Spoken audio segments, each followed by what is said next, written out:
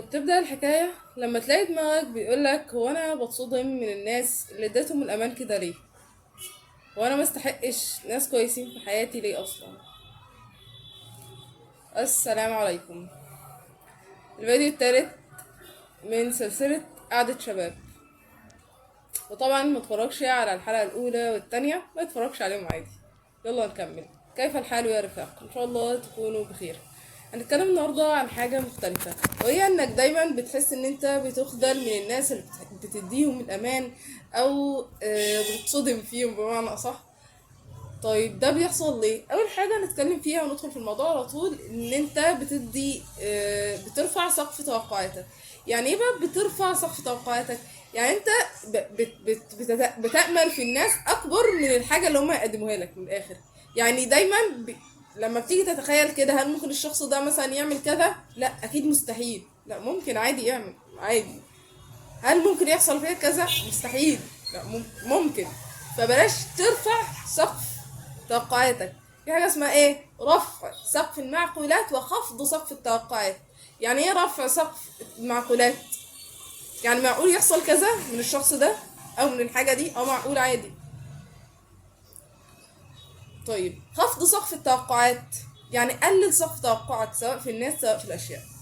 طيب اما في حياتك بقى لا، ما تعملش كده في حياتك عامة. انت احنا بنقول ايه؟ اقداركم تؤخذ من افواهكم. يعني مثلا انت قدام حاجه صعبه مثلا في حياتك، تقعدش تقول انا هفشل فيها، انا هعمل فيها، او امتحان مثلا انا هسقط فيه، انا هشيل الماده.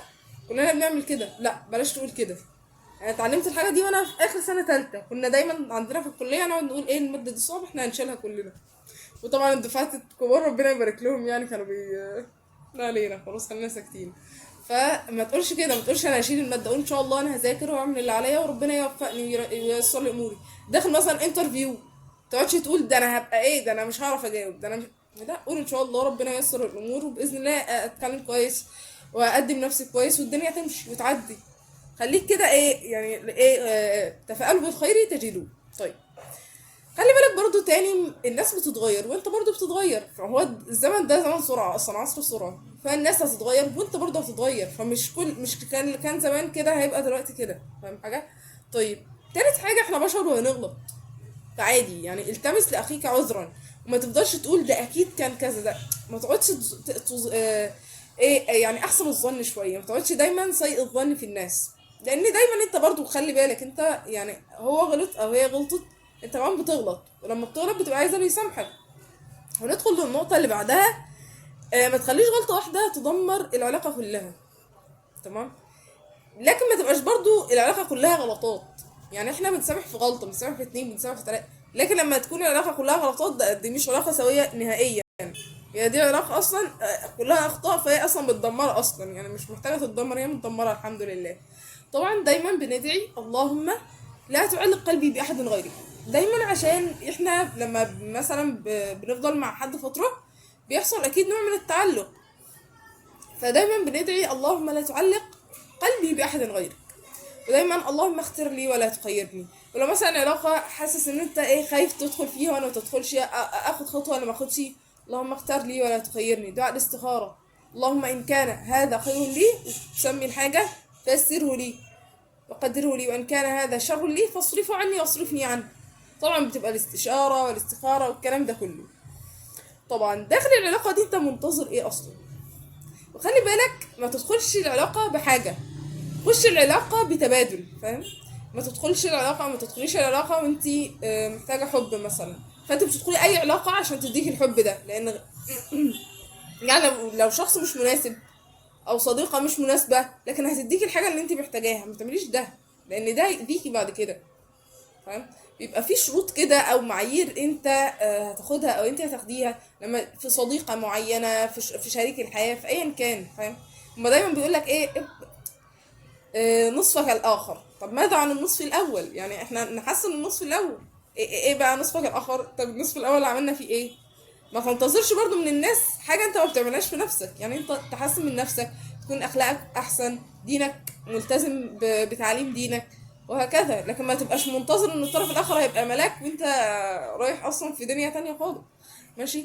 يعني انت لو منتظر حب ما تدخلش بحاجه الحب لعلاقه اصلا هي فاشله، يعني كل الطرف الاخر الدنيا منيله معاه وانت الدنيا منيله معاك، مستنيين بقى ان انتوا ايه ان شاء الله كده بقى خلاص احنا هننقذ بعض. مفيش منقذ، كل واحد هينقذ نفسه بالاستعانه بالله عز وجل. تمام. أه ولا طيب انا دلوقتي محتاج حب او محتاج تشجيع او محتاج حاجه معينه، المفروض انت اول واحد بتقدمها لنفسك. اول حاجه طبعا علاقتك بربنا عز وجل هي اللي هتخليك انسان قوي او انسان ضعيف. وما اقصدش المشاكل النفسيه، المشاكل النفسيه دي طبعا علاقتنا بربنا بتفرق معاها كتير، لكن طبعا بنرجع ثم بعد كده بنرجع للمختصين في الموضوع ده. تمام. انا اقصد في حياتك عامه علاقتك بربنا هتخليك اللي هو ايه، اللهم لا تعلق قلبي باحد غيرك. دايما عارف بنرجع لربنا امتى؟ اللي هو زي المقوله اللي كانت بتقول ايه، اللهم صل على النبي، نسيتها. أه نسيتها. بس هو لما الناس يعني بيخذلوك انت بترجع لربنا، فاهم؟ مش فاكرة، بس ما علينا خلاص مش هنعلق على كده. طيب المهم يعني ان انت هو ربنا عز وجل موجود دايما، اما الناس بيضعفوا، الناس بيمرضوا، الناس بيحصل لهم مشاكل زي ما انت بيحصل لك مشاكل، فهم مش هيبقوا موجودين على طول. ربنا صحي طول الوقت، مفيش امر ما بيجيلوش مرض، سبحانه وتعالى عز وجل كامل. اما نحن يشوبنا النقص، نحن من طبيعتنا النقص اصلا، ده لازم نتقبل النقص ده فينا وفي الطرف الاخر، ما نبقاش منتظرين الكمال والمثالية من الطرف الآخر، لا، احنا هنغلط. العلاقة الصحية السليمة ان انت بتدي وبتاخد، انت بتدي وبتاخدي. اما العلاقة اللي انت بتدي بس فدي اصلا هتصيبك او تصيبك بالاحتراق النفسي. العلاقة اللي انا باخد فيها بس فده انا كده شخص اناني كده، انا كده مش شخص سليم ولا سوي، ولا الشخص اللي معايا سوي اصلا واصبر على كده. تمام. فقلنا قلنا بقى لو محتاجين حب احنا نقدمه لنفسنا. نقدم لنفسنا الحب ازاي؟ نقدم لنفسنا الحب ان احنا نتقبل نفسنا كلها على بعضها كده.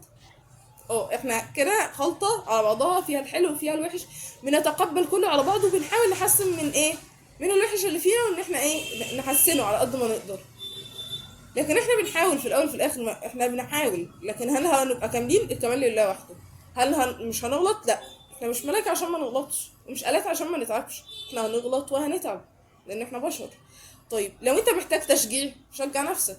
اي حاجه بسيطه تعملها شجع نفسك عليها، شجع نفسك، ما تستخسرش في نفسك انك تشجعها، جيب لنفسك مكافأة، كافئها وهكذا. ايه تاني يا جدعان؟ بسم الله. ايه تاني؟ طيب انا دلوقتي مش لاقي صحاب مثلا، خلوا كده النور قطع والله العظيم. طيب نكمل ولا ايه؟ هو ايه العبث اللي بيحصل ده؟ انا هكمل الفيديو خلاص، اتفرجوا عليه وعتمة بقى هنعمل ايه. طيب انا دلوقتي لو مش لاقي صحاب، او مثلا مش لاقي شخص تاني في حياتي، العلاقة زواج سوية او كده، انا هعمل ايه؟ اول حاجة طبعا بندعي ان ربنا يرزقنا بالصحبة الصالحة وهكذا. تاني حاجة خلي بالك برضو من نقطة، زي ما انت بتدور على الصديق الصالح، النور جه الحمد لله. طيب زي ما انت بتدور على الصديق الصالح، الصديق الصالح بيدور برضو على حد زيه، ماشي؟ زي ما انت بتدور على بنت الحلال او انت بتدوري على ابن الحلال، هو برضو بيدور، فاهم؟ فانتوا هنلتقي او هتلتقوا يوما ما. ونفتكر ان الصحبة الصالحة رزق، الزواج بالشخص او البنت المناسبة برضو ده رزق، ونعرف ان الرزق بيجي في الوقت المناسب اللي ربنا مقدره لينا.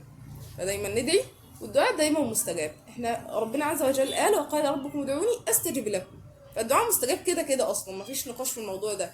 طب بس بيستجاب ازاي؟ اما ان ربنا هيحقق لك اللي انت عايزه في الوقت اللي انت عايزه، او ان ربنا هيأخره ليك لحكمة هو عز وجل يعلمها، او ان انت بتؤجر، او ان انت بيرفع عنك سوء، او ان انت بتاخد خير غير اللي انت كنت عايزه لان ده اصلح ليك حكمة برضه ربنا عز وجل يعلمها، او ان انت بترفع درجاتك بالدعاء ده والصبر بتاعك ده في الجنة. تمام. وطبعا نبقى عارفين ان الصبر ربنا عز وجل قال عن ايه، انما يوفى الصابرون اجرهم بغير حساب. هل حدد مكافأة؟ لا، ده قال لك بغير حساب، دي الحاجة الوحيدة اللي ربنا عز وجل ما قالش المكافأة بتاعتها كذا، قال لك انما يوفى الصابرون اجرهم بغير حساب. طبعا لو ما جاش الصديق الصالح او الصحبة الصالحة بنعمل ايه؟ تعلم السير وحدك. وبس كده، دي كانت ايه ولأن فيه كل خير لك افرح بقدر الله وتفاءل بالحياة تجد كل ما تتمنى وابتسم ثم ابتسم وابتسم ففي الابتسامة مفتاح لكل مغلق تيسير لكل عسير وزوال لكل هم. ويكفي أن نبتسم لأن ربي وربك هو الله. ويكفي أن نبتسم لأن ربي وربك هو الله. بس كده، أتمنى تكونوا استفدتوا حاجة. سبحانك اللهم بحمدك أشهد أن لا إله إلا أنت أستغفرك وأتوب إليك. والعصر إن الإنسان لفي خسر إلا الذين آمنوا وعملوا الصالحات وتواصوا بالحق وتواصوا بالصبر. سلام الله عليكم يا رفاق.